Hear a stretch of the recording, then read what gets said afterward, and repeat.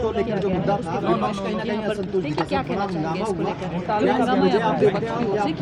देखिए, जब घोटाले करती है कोई पार्टी तो उसमें हल्ला होता ही है।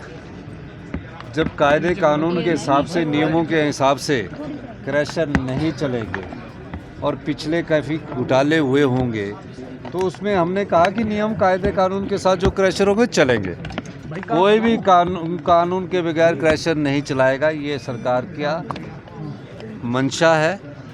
माइनिंग प्लान अप्रूव हो, कंसेंट ऑफ ऑपरेशन हो, लीज अप्रूव हो, तभी क्रैशर चलेंगे। और मैंने कहा कि डिजास्टर में जो ब्यास बेसिन पर थे उन क्रैशर्स को हमने बंद किया और उसमें उनको हल्ला करने की जरूरत नहीं थी, क्योंकि मैं जानता हूँ कि उस हल्ले के पीछे क्या कारण है, उस चीज़ों में मैं पढ़ना नहीं चाहता। वो कह रहे हैं कि इसको लेकर बड़ा घोटाला है ये। हाँ, हम तो कह ही रहे हैं बहुत बड़ा घोटाला है, हमने कहाँ मना किया। हमने तो घोटाले का वह बयान दिया है। चैनल 9 अभी यही तो मैं कह रहा हूँ कि बहुत बड़ा घोटाला है। सब नेता प्रतिपक्ष कह रहे हैं कि उगाही की मंशा है सरकार की। नहीं, मुझे ये बताइए कि घोटाला है सबसे बड़ा, वही मैं कह रहा हूँ। अगर वो, मैंने तो ये कहा, उन्होंने पूछा कि बंद क्यों किए, मैंने बोला डिजास्टर के कारण जो ब्यास नदी में हुआ।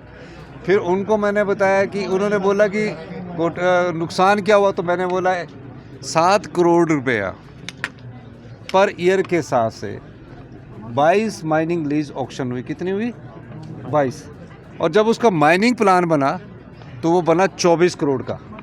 तो ऑक्शन हुई 7 करोड़ की, 10 साल के लिए माइनिंग लीज दे दी। मैंने कहा कि जो 7 करोड़ की माइनिंग लीज आपने हर साल 7 करोड़ देना है, उस आदमी को तो 24 करोड़ देना चाहिए माइनिंग प्लान के हिसाब से, क्योंकि माइनिंग प्लान के हिसाब से उसने कितना मीट्रिक टन माल उठाना है उसकी 80 रुपये रॉयल्टी के हिसाब से पैसा देना चाहिए। वो मैंने कहा कि उसकी हम इंक्वायरी करवाएंगे। जो ऑक्शन हुई है, जो क्रैशर कैप्टिव में चल रहे थे उस बारे में हमने बात की। हम तो खुद कह रहे हैं घोटाला है, हम तो घोटाले की जानकारी, अगर उनके पास वो कहना क्या चाहते थे, पूछना क्या चाहते थे, इसी में परेशान हो गए, क्योंकि उन पर दबाव किसी का लग रहा था। मुझे उनको इस दबाव में नहीं आना चाहिए। प्रदेश के हित में जो राजस्व उगाही हो सकती है वो होनी चाहिए। लेकर कह रहे हैं आप एक बात कि बीजेपी शासित राज्य में वाटर सेस दे रहे हैं कई। देखिए, मैं एक चीज़ कहना चाहता हूँ, केंद्रीय सरकार के जो उपक्रम है एनटीपीसी, एसजेबीएनएल और एनएचपीसी, वो तो हमारे खिलाफ, हमारा जो पानी है उसके खिलाफ वो हाई कोर्ट में गए, रिट किए। सेम कानून जम्मू कश्मीर ने बनाया, सेम कानून आपका उत्तराखंड ने बनाया, उसके खिलाफ वो नहीं गए हैं। वहाँ कोई केंद्रीय उपक्रम गया नहीं है। तो किसी न किसी प्रकार से हिमाचल के हितों पर जो कुठाराघात हो रहा है, किसी न किसी तरीके से उसको रोकने की कोशिश की जा रही है।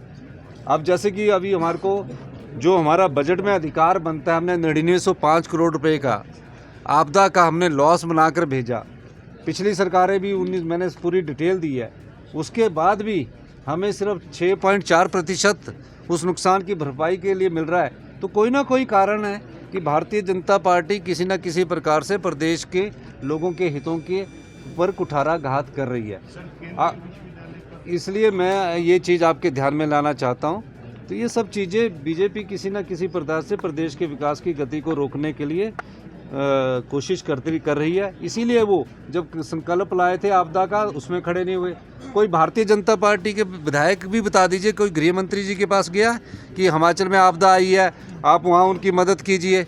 कोई सांसद सदस्य गया? 3 साल हमारी सांसद सदस्य गई, प्रतिभा सिंह जी गई वहाँ, उन्होंने बात की। पर इनके 3 सांसद गए, गृह मंत्री जी से बात कर लेते कम से कम कि हिमाचल में आपदा आई है, उसके लिए आप कम से कम हिमाचल के सरकार को ना देखिए, हिमाचल के लोगों के हितों को तो देखिए। तो कहीं देखते नहीं है, सिर्फ इनका काम है कि ध्यान भटकाना है। हमारे पास मुद्दे कुछ नहीं है। तो हमने पहले साल 3 गारंटियाँ पूरी कर दी, तो और गारंटियाँ पूरी करने के लिए अपने आकर्षित करने के लिए इस प्रकार की बात करते हैं। तो निश्चित रूप से उनके पास कहने को कुछ नहीं है। एक साल में सरकार की पारदर्शिता नजर आई है। आज जब देखा कि उल्टे पांव पड़ रहे हैं सरकार, हमने कहा कि माइनिंग में 100 करोड़ से ज़्यादा का घोटाला हुआ है। अगर वो भी घोटाला बोलते तो इकट्ठे बैठ के सॉल्व करते ना, इसमें डर क्या है। बहुत बहुत धन्यवाद। जय शांता कुमार कह रहे हैं